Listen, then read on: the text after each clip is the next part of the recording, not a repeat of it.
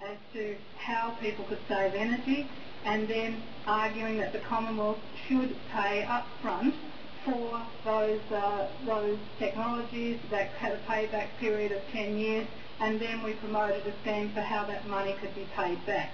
The Commonwealth government, the Wright government, picked up on some of the green ideas about going out and having home assessments, and I agree with that, and that's exactly what needed to happen. And the government scheme was for a green loan program. It was planned and funded for 360,000 home sustainability assessments over 4 years, from 2009 to 13, and we were supposed to be having that rolled out and creating new green jobs, all of which I totally support.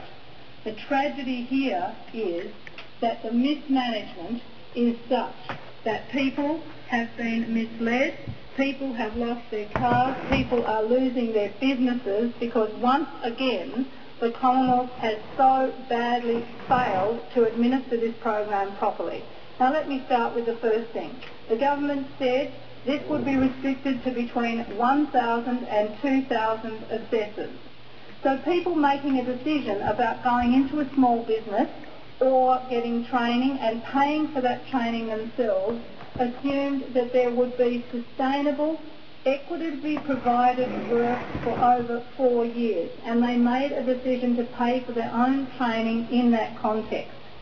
The Commonwealth also made promises about providing properly accredited training and quality control over that training so that you would see everybody being able to offer a pretty uniform product to consumers and households across the country.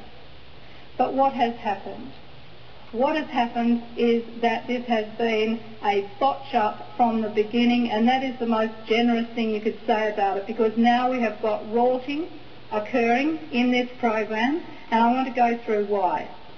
First of all, the 1,000 to 2,000 assessors has now blown out to 5,000 people have been trained and have their accreditation, and another 5,000 people have done the training and are awaiting accreditation. 10,000 people, when the government promised there would be sustainable work, and given the level of funding for this program, there would have only been sustainable work for 1,000 to 2,000 assessors. So how is it that the Commonwealth, having made that promise, has allowed this funding to blow out, has allowed the numbers to blow out such that there is not sustainable work for the people who've made this investment in their own training and in the investment in trying to get a new and worthwhile career in a green job.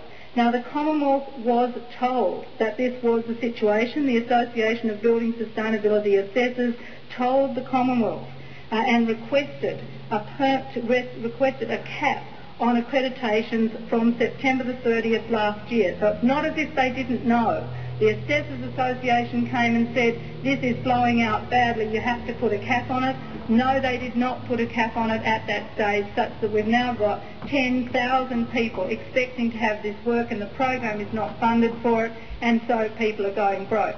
But to make it even worse, and the Senate will remember last year I raised this issue in September, that the Commonwealth had promised to provide an online booking service for the assessors who went out, did the assessments, put in the information. They promised to get this scheme running up properly. I raised in September the fact that the whole software wasn't working, the computer program wasn't working at that point. Assessments had been done, the reports hadn't been issued, hardly any green loans had been issued. It was a complete mess. The Minister told me in here that it was all sorted out, the software was fixed, that all of the issues around the invoices, paying the assessors was fixed. Well, it wasn't fixed. They have never had their online booking service. They are still relying on a call centre. And I just want to go through for the Senate what has happened over the last couple of months. The DEWA call centre unexpectedly closed for 14 days over Christmas with just 1 day's notice, and this left assessors with no work for 2 weeks. When the call centre was due to open again, software issues caused it to remain closed for another 2 weeks. So that's a month without work for people who had planned for this to be their income.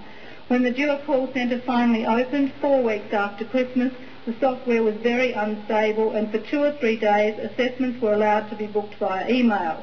The emailing of assessments was then stopped. Call centre staff consistently told assessors they could proceed without booking numbers, contrary to the advice from Greenline staff. Many assessments that were emailed have never been acknowledged or confirmed. Some assessors have proceeded with assessments without booking numbers, believing that Dewar will pay them. And they've now been advised on the 1st of February that all assessments must have a valid booking number before proceeding. Some assessors cancelled assessments because they didn't get confirmation. Some assessors, having received a booking number, arrived to conduct an assessment, but another assessor had already conducted the assessment. Currently, the call centre has extended call wait times, which are regularly 45 minutes or more. They restrict the assessor to 5 assessment bookings per call, will randomly choose not to take bookings, say they'll call back to solve issues but never return the calls, and have been closed to all bookings on the 1st of February. No one can leave a message. The average number of assessments being able to be booked per week is 5 to 10. Now, this is 6 weeks of either no work or 2 weeks of sporadic work for assessors. Now, the other issue here that is a very big one is the Commonwealth allowed several very large companies to get involved in the Act, and this should have been stopped before it began, because the Commonwealth should have accepted that this was a big risk. These are very large corporate training organisations, and one of them is Fieldforce. Now, I have been told that Fieldforce has a direct IT link between their call centre and Dewar's booking database, so that they don't have to engage the call centre at all. Now, how is it that there is a special arrangement for Fieldforce that doesn't apply to all the other small business people who have to go through the call centre and are told that they can't have any more than 5 bookings a day, and now it's a week, but Fieldforce can busily book as many as they like with a direct link. Now, how is that possible? That is discriminatory and unfair.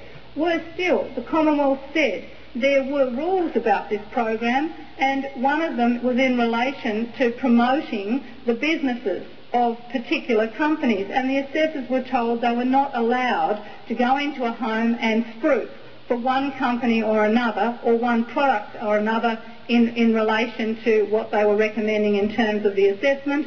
And now we discover that in fact Fieldforce is offering bonuses to the assessors working for them in relation to what they actually provide to the consumer.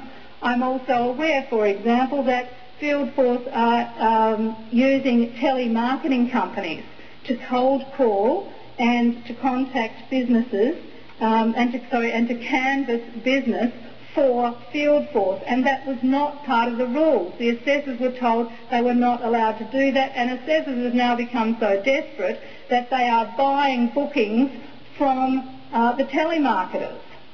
Now, this is a huge rort of Commonwealth money.